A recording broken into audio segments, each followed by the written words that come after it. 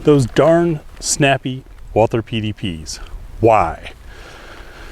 In this video, I want to take a look at what makes them potentially snappier, and is there any trade-off to that?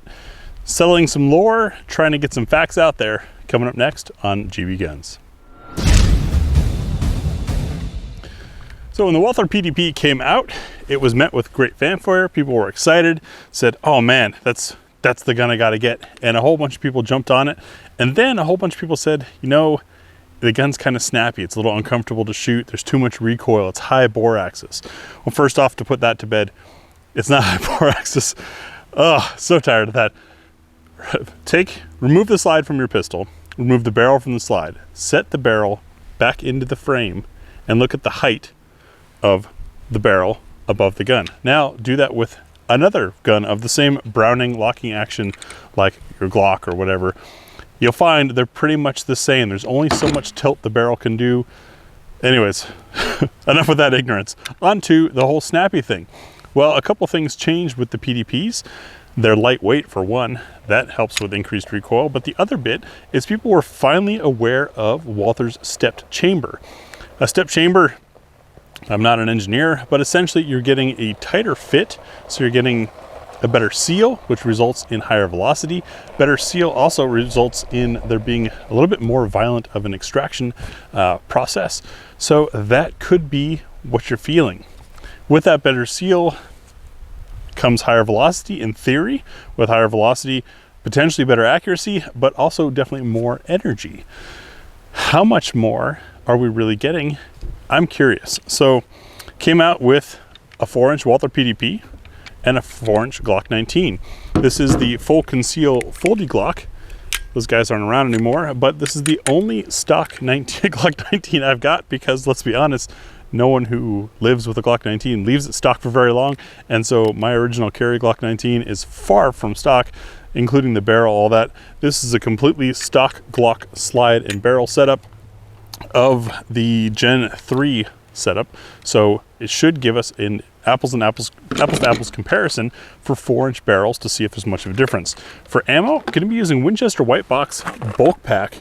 Normally not what I consider to be most consistent stuff out there. However, this particular lot we've had great results with. You've seen it in recent pistol reviews here on the channel. The stuff's been really good. So props to Winchester for maybe fixing things. I'm going to shoot 5 shots through a chronograph at a target. Why group it? Well, it's really not a fair comparison. I've got a red dot on here and the PDP's awesome trigger, stock Glock sights, and a funky full conceal trigger on here. So that could impact accuracy. It's not really a fair accuracy test, but if I'm going to be shooting through the chronograph, might as well shoot a group, get some practice out of it anyways. Depending on what we see through the chronograph, we may or may not bust out some other ammo and see if different weights, in fact, I think we should do that anyways. Different weights or different maker is going to get different results. 4 inches is the semi-standard for 9mm, so that's what we're using. Got the mags loaded up, got the target set up. I only have 2 tripods though, so I'm gonna have to turn you guys over to watch the chronograph while I shoot. Now this is our famous Moody chronograph that refuses to do feet per second. It'll only be meters per second most likely. I am back. The chronograph specs say 10 feet. I'm doing 21 feet just because that's 7 yards. That's what we always shoot at. First up is the Walther PDP, 5 rounds of Winchester White Box. Don't worry folks, I will convert from meters to feet.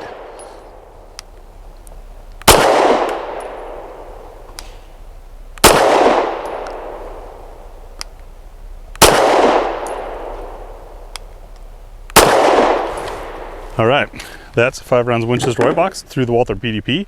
Now I'll reset up things, move on to the other target for the Glock. Now for the Glock 19, same Winchester White Box, same 21-foot different distance. As I said earlier, don't worry too much about the grouping here. This is a funky trigger and funky sights.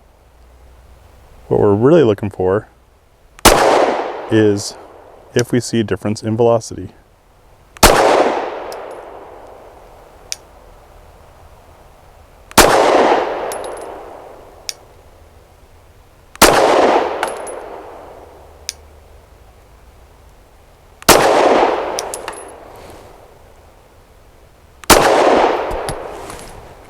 And without even having done the math myself yet at home, I'm thinking this is roughly a 20 meter per second, 60 foot per second difference. Be interesting to see what kind of energy we get out of that. Now, what would a GBGuns video be without some type of different ammo? On the left is the Winchester white box that we used. On the right is some Liberty Civil Trainer 65 grain.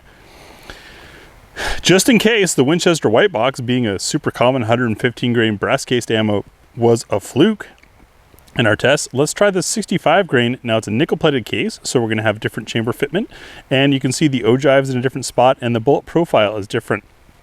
Will we see a big difference here? Let's find out. With the Liberty Civil Trainer, 5 rounds, I'm going to start with the Glock this time, and we're still at 21 feet. Let's see what kind of results we get and how it compares to Walther step chamber. Glock 19.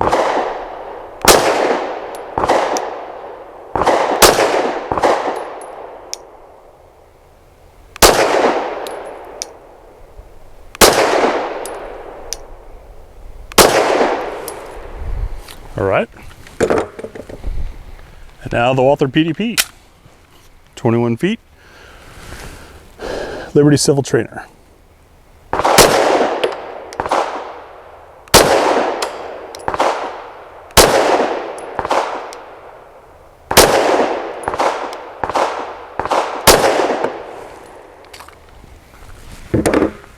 Interesting results. Now, I haven't done the math yet. You guys watching the video have the advantage of seeing this post-production, but it seemed to me that we had a reasonable difference with the Winchester white box, not so much of a difference with the Liberty Civil Trainer. And I do believe that might have to do with how those different rounds with their different shapes engage a stepped chamber. As I pointed out earlier, ogive, that is the curve, the point where the bullet hits its ideal diameter, appears to be in different spots to me. So it's quite possible that this Liberty Civil Trainer doesn't engage or can't take advantage of that step chamber as much as the rounder bullet. Is this a big difference? Maybe, maybe not. That's up to you. Is it something that increases accuracy and velocity? It appears to. Was that universal? I don't know. You'd have to test it with the ammunition that you're using, but it is certainly part of why there's more energy coming out of a Walther than there is a non-step chamber or more traditional barreled gun. More energy is going to be more recoil. It's going to lead to the snappiness. I don't think it's particularly snappy.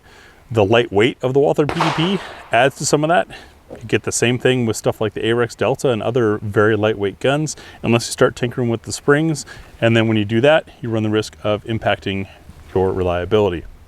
So I hope this helps settle some things of some of the lore, I guess, that's out there on the internet, and some of the questions or complaints that people have had, wondering about things.